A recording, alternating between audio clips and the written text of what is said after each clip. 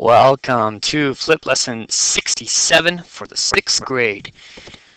We've been using factorization, prime factors, to help us understand how a number is built, how composite numbers are built up. We can also use this idea to really help us reduce fractions to lowest terms. And that's what we want to start to see today. So we're going to take the fraction 60 over 100, and the first thing we're going to do is we're going to break it down into primes. And so taking the time to break it down for you if you're not quite sure how it works, right? It took 60 divided by 2 got 30, divided by 2 again got 15, divided by 3 divided by 5. And then I took 100 divided by 2 got 50, 50 divided by 2 got 25, and then 25 divided by 5 is 5. So in the end, what we see here is after we've broken down and we've solved for this prime factorization, now we can put the answers back into our fraction. And so we end up getting a fraction like this, right? 2 times 2 times 3 times 5 equals 60, just like 2 times 2 times 5 times 5 equals 100. Now that we have it set up like this, now we can go ahead and start combining like terms to reduce, right? So this and this, that equals 1. This and this, that equals 1. And this and this, that equals 1. So in the end, the only thing we're left with is a 1, a 1, a 1, and our final answer ends up being 3/5. And so 60 divided by 100 equals 3/5. That is the lowest terms that that fraction can be in. And so we broke it down by first finding the primes and then eliminating the primes that are similar.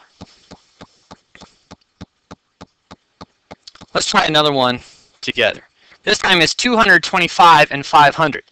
Now here we're getting larger numbers, and as you get larger numbers, reducing, it's going to take steps and it can be more difficult, right? But we want to start to see relationships between numbers, and that's what prime numbers allows us to see. It allows us to see the relationships that exist between the numbers as we're finding those primes. So 225, right? I did towers this time just to show you a different method as to go about solving this. And so we have 225 divided by 5, and then which gives you 45 divided by 5 again, gives you 9, divided by 3 gives you 3.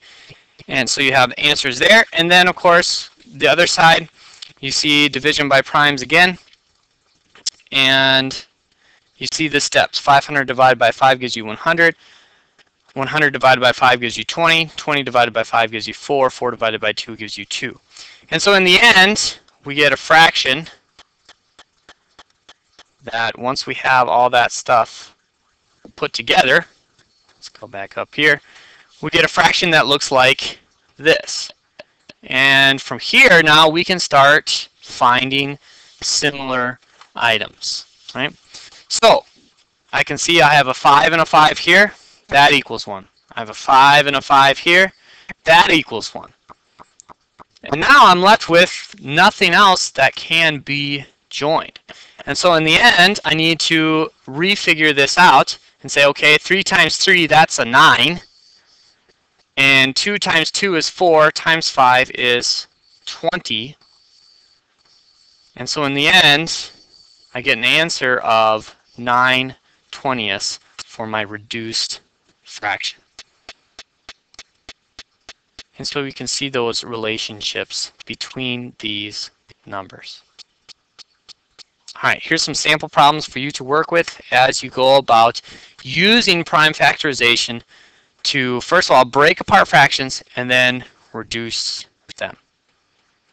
All right. All of this is a part of a building process that is going to make multiplying and dividing fractions even easier. All right, that is lesson 67.